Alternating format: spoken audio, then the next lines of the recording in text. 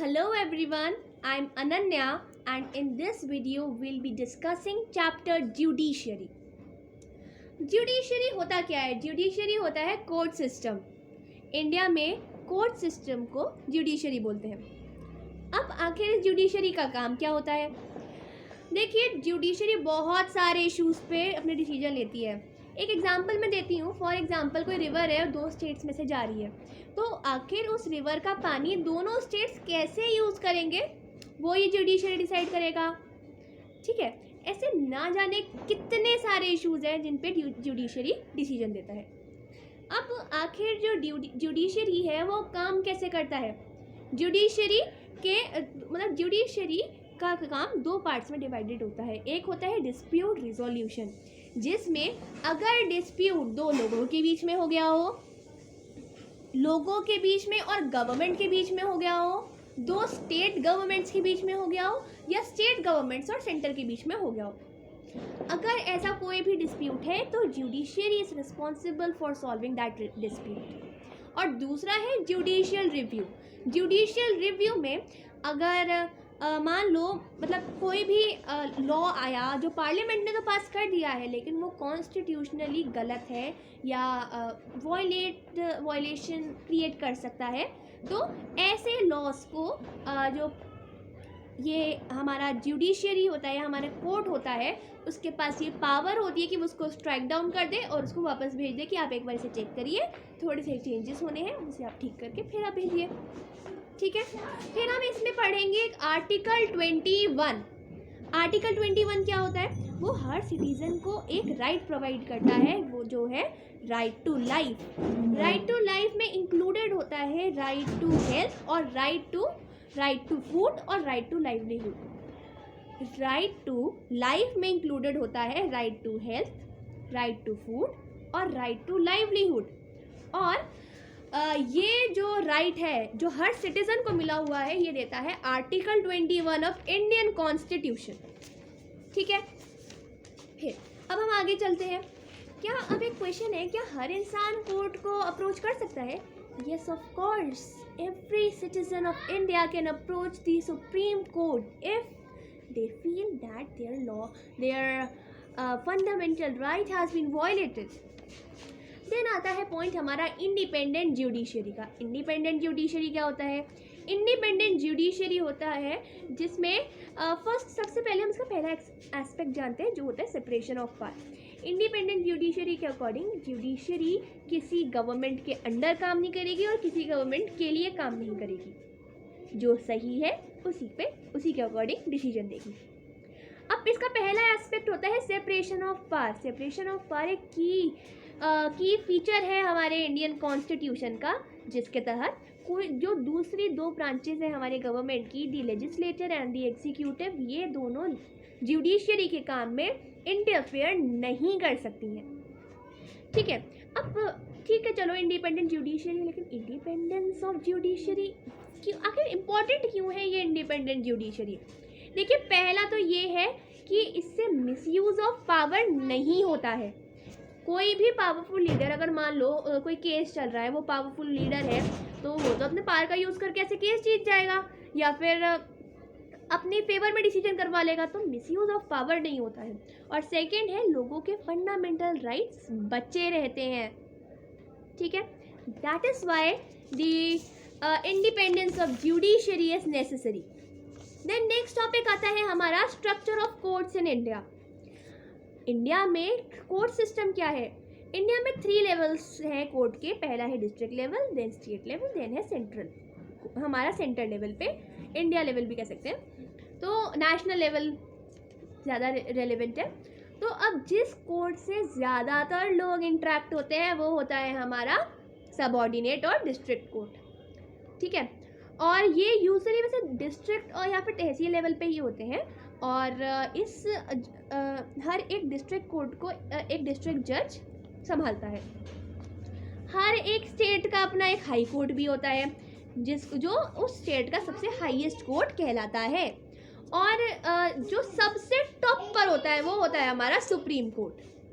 ठीक है, supreme court India की जो कैपिटल है, national capital of India new Delhi में है.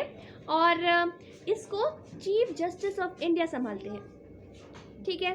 देन नेक्स्ट पॉइंट है हमारा कि जो सुप्रीम कोर्ट डिसीजन देती है, क्या उसमें फिर क्या सुप्रीम कोर्ट का जो डिसीजन है, पता है आपको, सारे जितने भी नीचे के कोर्ट्स हैं उन सबको वाइंड अप करके चलता है। जो हाई कोर्ट ने डिसीजन दिया है वो अगर डिस्ट्रिक्ट कोर्ट ने कुछ भी डिसीजन दिया हो फिर वो नहीं माना जाएगा, फिर हाई कोर्ट वाला। हाँ, अगर सुप्रीम कोर्ट ने डिसीजन दिया है तो किसी कोर्ट ने इंडिया के कुछ भी कहा हो, सुप्रीम कोर्ट वाला ही माना जाएगा। अब जो हमारे इंडिया में हाई कोर्ट सिस्टम है ना, पता है सबसे पहले स्टेब्लिश हुए थे, ये हुए थे ब्रिटिशर्स ने करे थे अपनी 3 प्रेसिडेंसी सिटीज़ में, कैलकाटा, बॉम्बे और मद्रास, इन 1862। अब जो हाई कोर्ट है हमारे दिल्ली का, ये 1966 में आया था।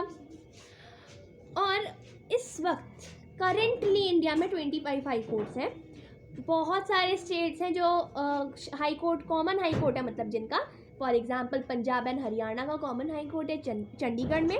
और जो हमारे 4 नॉर्थ ईस्टर्न स्टेट्स हैं जो है असम, नागालैंड, मिज़ोरम और अरुणाचल प्रदेश, इन सब का एक कॉमन हाई कोर्ट है, वो है गुवाहाटी में।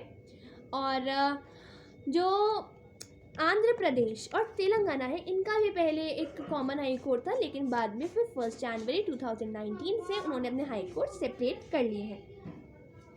कुछ जो स्टेट्स हैं उन्होंने बेंचेस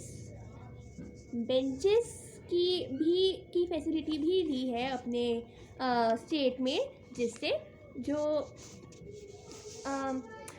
ताकि लोगों को का जो जस्टिस है वो आराम से मिल जाए, ये नहीं उन्हें गुवाहाटी में जाना पड़े बार बार, है ना, या इस तरीके से उन्हें फिर दूसरा जो कॉमन हाई कोर्ट शेयर करते हैं उनका।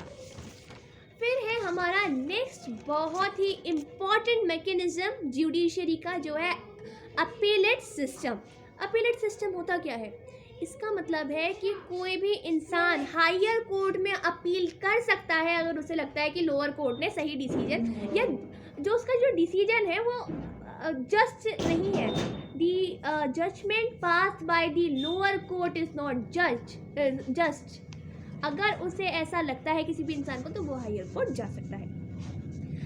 फिर है हमारा लीगल सिस्टम के भी हमारे कोर्ट भी ना 2 टाइप के होते हैं, एक होता है क्रिमिनल कोर्ट और एक होता है सिविल कोर्ट, मतलब 2 टाइप में 2 अलग अलग पार्ट्स होते हैं। अब आखिर इन दोनों में अंतर क्या है? देखो, जो क्रिमिनल लॉ होता है ना, बेसिकली क्रिमिनल लॉ अगर हम बात करें तो इसके अकॉर्डिंग ये जो है ये उन एक्ट्स से डील करता है जैसे जिसमें ऑफेंस हुआ हो। फॉर एग्जांपल जो डाउरी केसेस होते हैं, जो चोरी थेफ्ट के केसेस होते हैं, मर्डर के केसेस होते हैं, ऐसे केसेस में ये डील करते हैं। वहीं जो सिविल लॉ होते हैं वे जैसे अगर किसी ने भी जो है कोई भी हार्म, इंजरी या ऐसे किसी का राइट वायलेट हुआ है, ऐसी चीज़ों से सिविल कोड वाले जो है डील करते हैं। फॉर एग्जांपल अगर वो जो है डिस्प्यूट है कोई लैंड सेल परचेज के रिलेटेड, या फिर वो कोई रेंट का मैटर है, कोई डाइवर्स का केस है, ऐसे केसेस में सिविल लॉ जो है ऐसे केसेस सिविल लॉ डील करता है। देन है जो हमारा क्रिमिनल लॉ है, वो यूजुअली FIR से शुरू होता है और उसके बाद ये केस धीरे धीरे करके कोर्ट में जाता है। और जो सिविल लॉ में जो केस है उसके लिए हमें जो अफेक्टेड पार्टी होती है वो एक पिटीशन फाइल करती है कोर्ट में। और अगर रेंट का मैटर है तो या लैंडलॉर्ड भी जो है उसके लिए कोर्ट जा सकता है, कोर्ट में पिटीशन फाइल कर सकता है, और टीनेंट भी कर सकता है। टीनेंट होता है जो रेंट पे रह रहा है। और अगर क्रिमिनल लॉ की पहले अब वापस से हम बात करते हैं कि अगर क्रिमिनल लॉ में कोई इंसान गिल्टी पाया जाता है तो उसे कुछ समय की जेल देते हैं, और मतलब उसे जेल में डाल देते हैं, उसे फाइन वगैरह कर देते हैं, और ज़्यादा कुछ नहीं। और उसके बाद जो है अगर सिविल लॉ पे जो है कोर्ट, अगर फॉर एग्जांपल चलते हैं रेंट वाले उसी मैटर पे, कि अगर मान लो रेंट के केस में उसको बोला जाता है टीनेंट को कि आप उस जगह को खाली कर दो, बचा कुचा रेंट पे कर दो और छोड़ दो वो जगह, ठीक है। देन फिर है कि does everyone have access to courts. देखो, कोर्ट हर किसी के लिए अवेलेबल है, वो हमने अभी पढ़ा है कि कोई भी इंसान जाके रिपोर्ट कर सकता है। पर क्या हर कोई जाके रिपोर्ट करता है या हर किसी ने कोर्ट की हेल्प ली है? देखो, बहुत जो पुअर पीपल होते हैं ना, वे नहीं कर पाते हैं कई बार होता है lack of education, lack of knowledge कि हाँ हम ऐसा कर सकते हैं। कई बार होता है लैक ऑफ मनी कि मतलब पैसा नहीं है। अगर उसकी फैमिली चल ही डेली वेजेस पर रही है तो इतने दिन एक केस के लिए नहीं स्पेंड ऐसे दे पाएगा ना, या ऐसे केस लड़ने के लिए वो इतने दिनों को इन्वेस्ट नहीं कर सकता है।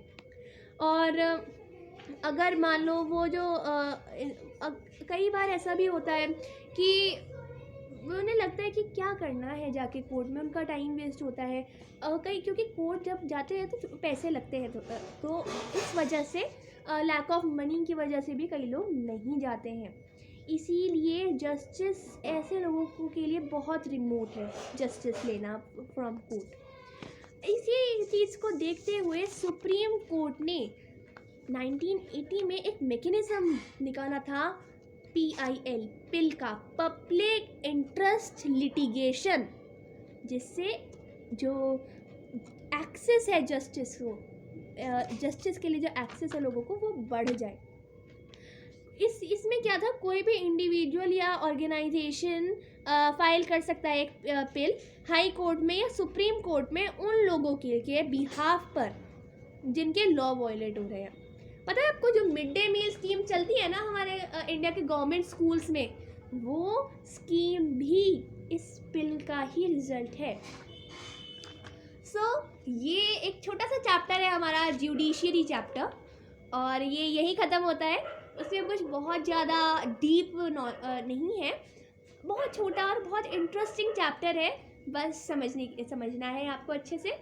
और इसमें जो मेन पॉइंट्स अगर मैं बताऊं तो वो है कि जुडिशरी के कितने लेवल्स हैं, difference between civil law and criminal law, और what is dispute resolution, what is judicial review, why independence of judiciary is necessary, what is an independent judiciary. ये कुछ क्वेश्चंस हैं जो काफ़ी इम्पॉर्टेंट क्वेश्चंस हैं इस चैप्टर के। So we will meet in the next video. Till then, bye bye and have a nice day ahead.